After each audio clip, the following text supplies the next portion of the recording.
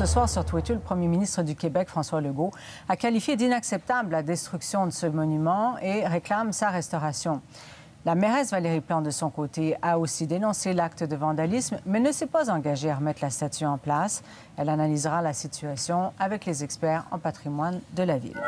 The statue of one of the founding members of the Canadian Confederation has long been the target of vandalism. MacDonald implemented the Indian residential school system and adopted the Indian Act. The statue has repeatedly been a target of anti-colonial protests, has been defaced over the years, and petitions have called for its removal. MacDonald pursued policies that aggressively shunted Indigenous peoples out of the way. He founded Canada's system of Indian residential schools. His Indian agents withheld food from starving Indian bands in order to forcibly relocate them onto squalid reserves overseen by dictatorial Indian agents. He introduced a policy of internal passports under which Native people would be immediately arrested if found off reserve without permission from the Crown. When MacDonald was first sworn in as Prime Minister in 1867, many of the lands that would become Canada were populated by healthy and relatively autonomous Indigenous bands. When MacDonald died in 1891, Canadian Aboriginals, particularly in the West, were confined to reserves, their lands flooded with settlers, and their children taken away to residential schools.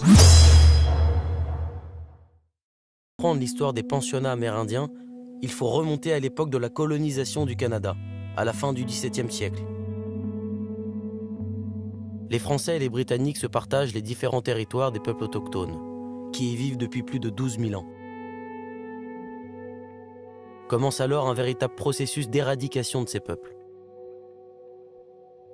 Comme aux États-Unis et dans le reste du Canada, les colons évangélisent les autochtones, afin de les couper de leur culture ancestrale. Après 2 siècles de conquête, une des premières mesures officielles pour le contrôle de ces peuples est signée en 1876. Un traité au titre évocateur, l'Acte des Sauvages. L'Acte des Sauvages a pour objectif l'assimilation totale et complète des Premières Nations au Canada. À l'époque, on vise à ce que l'ensemble des Premières Nations ait disparu en 25 ans. Dans ce processus d'éradication, les peuples indiens sont privés d'une grande partie de leur richesse. Un autre outil redoutable et méconnu est mis en place pour leur assimilation, les pensionnats. Des dizaines de milliers d'enfants amérindiens y sont déportés pendant des décennies. Des pensionnats dans lesquels ils subissent un véritable lavage de cerveau, afin de leur faire oublier leur culture. Pire, qu'ils en aient honte. Des pensionnats où ils sont victimes des pires violences. Au cours du 19e et du 20e siècle, le gouvernement canadien met en place 130 pensionnats à travers tout le pays. Le dernier a fermé ses portes en 1996. La direction de ces pensionnats, financés par le gouvernement, est confiée à l'Église catholique. Au Québec, on en comptera près de 10.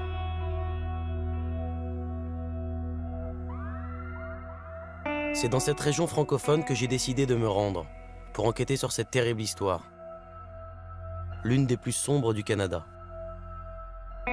Une enquête qui va me mener aux 4 coins du Québec. Mon voyage sur les traces de ce passé débute dans le nord, près du lac Saint-Jean, où j'ai fait la rencontre d'anciens pensionnaires, qui ont accepté de revenir avec moi sur ce chapitre traumatisant de leur existence.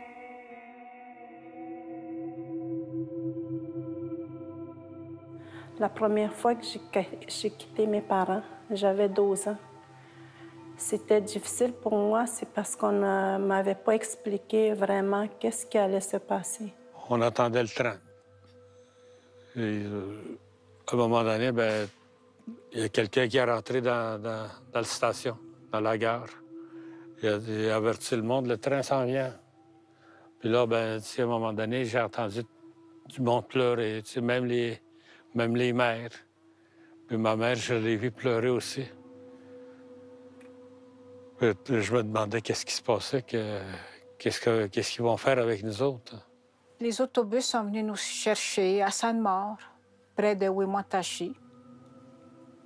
Il y avait 2, 3, 4, je ne me souviens pas. Il y avait beaucoup d'autobus scolaires jaunes qui sont venus nous chercher. C'était des prêtres qui sont arrivés en avion. Des prêtres habillés en soutane noire Des religieuses avec des cornettes, là, qu'on appelle, là, tout habillées de noir, blanc ici. C'était eux autres qui nous faisaient embarquer dans le train. Là, je voulais pas embarquer, puis là, ben, il y a quelqu'un qui m'a arraché des bras de ma mère. Puis là, il m'a poussé dans le train. Tout ce que mon grand-père a fait, là, il a posé sa main sur ma tête. Je suis partie comme ça. Moi, je ne savais pas combien de temps j'allais partir.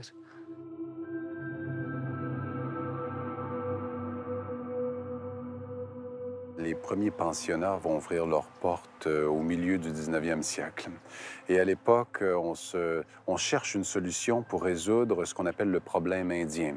C'est-à-dire qu'à mesure que la colonie avance, on cherche en fait à intégrer les Premières Nations dans ce qu'on appelle le corps politique canadien. Et à l'époque, on s'était dit, dans cette supposée grandeur d'âme, on ne les tuera pas physiquement, mais on va aller les tuer intérieurement. Alors, pour ce faire, on va amener les enfants dans ces espèces de camps de concentration.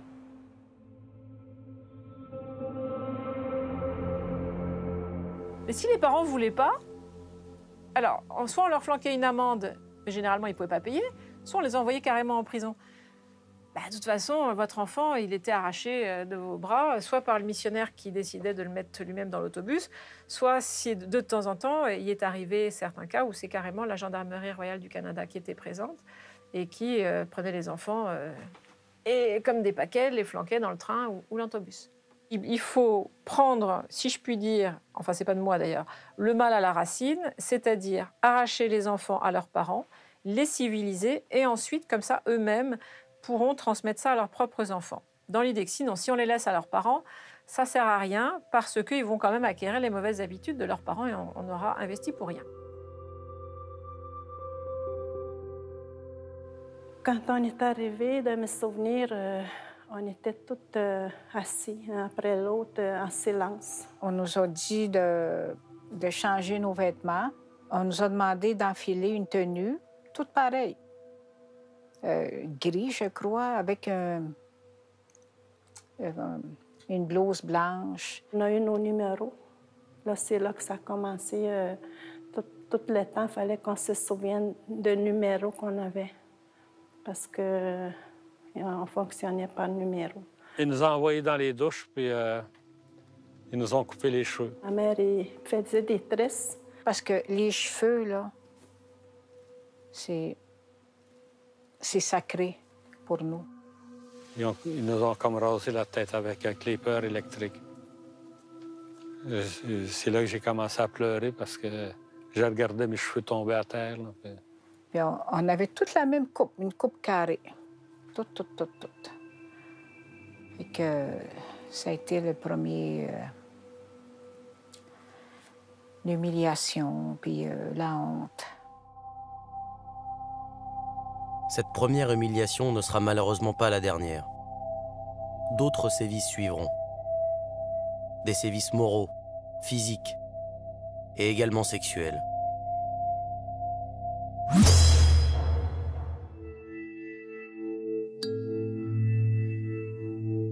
Pendant plus de 200 ans, les ordres religieux gèrent les écoles missionnaires pour les enfants autochtones, celles-ci étant les prédécesseurs du système des pensionnats du gouvernement du Canada. Le Mohawk Institute devient un pensionnat.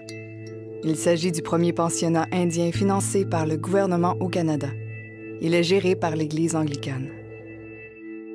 Un rapport gouvernemental recommande que les enfants soient séparés de leurs parents afin qu'ils s'intègrent à la culture occidentale. Ces recommandations influent les lois et les politiques fédérales conçues dans le but de priver les Autochtones de leur culture et de leurs droits. Île à la Crosse ouvre dans le nord de la Saskatchewan. La majorité des élèves sont métis. Le gouvernement se confère l'autorité sur les Autochtones et sur l'éducation des Premières Nations. La loi sur les Indiens donne le contrôle de la culture et des droits autochtones au gouvernement canadien. La loi n'inclut que les Premières Nations à titre d'Indiens inscrits. Elle exclut les Métis et les Inuits. Le premier ministre John A. Macdonald autorise la création d'un système de pensionnats indiens conçu pour isoler les enfants autochtones de leur famille et pour couper leurs liens avec leur culture. Le nombre de pensionnats à travers le Canada augmente rapidement. Le gouvernement du Canada exige que les enfants des Premières Nations âgés de 7 à 16 ans fréquentent un pensionnat indien. Le docteur Peter Anderson Bryce expose la négligence du gouvernement envers la santé des enfants autochtones en incluant le taux alarmant de décès chez les élèves des pensionnats. À travers le Canada, plus de 80 institutions sont en service. C'est le maximum en service en même temps. 4 élèves font l'objet d'une enquête pour incendie criminel. Il est signalé que des élèves auraient applaudi en regardant l'école brûler. Cet incendie n'est qu'un parmi des dizaines d'autres allumés à travers le Canada en guise de résistance. Les enfants inuits sont officiellement inclus dans le système des pensionnats indiens. 6 écoles ouvrent dans l'ouest de l'Arctique, lorsque le gouvernement prend en charge l'administration de plusieurs pensionnats indiens gérés par des églises. À Inuvik, Grolier Hall et Stringer Hall ouvrent et logent 500 élèves. Plus de 20 000 enfants sont enlevés à leur famille par des travailleurs socio-gouvernementaux et sont placés en foyer d'accueil ou en adoption, très souvent chez des familles non autochtones. Ces enfants perdent des liens avec leur langue, leur culture et leur identité autochtone. Chani Wen-Jack, 12 ans, meurt après s'être échappée du pensionnat indien Cecilia Jeffrey. Une enquête formelle s'ensuit.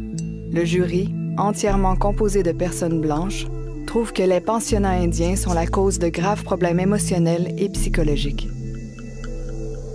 Le gouvernement canadien retire aux églises la responsabilité des pensionnats restants et les prend en charge. Des milliers d'élèves autochtones sont inscrits dans les 28 pensionnats indiens restants au Canada. Phil Fontaine, chef de l'Assemblée des chefs du Manitoba, parle publiquement des abus dont il a été victime au pensionnat indien de Fort Alexander. Il fait appel à une enquête publique que le gouvernement fédéral lance en 1991. Le pensionnat indien Gordon est le dernier pensionnat géré par le gouvernement fédéral à fermer ses portes. Le rapport recommande une enquête publique sur les répercussions des pensionnats indiens, en incluant la perte de la langue et les traumatismes.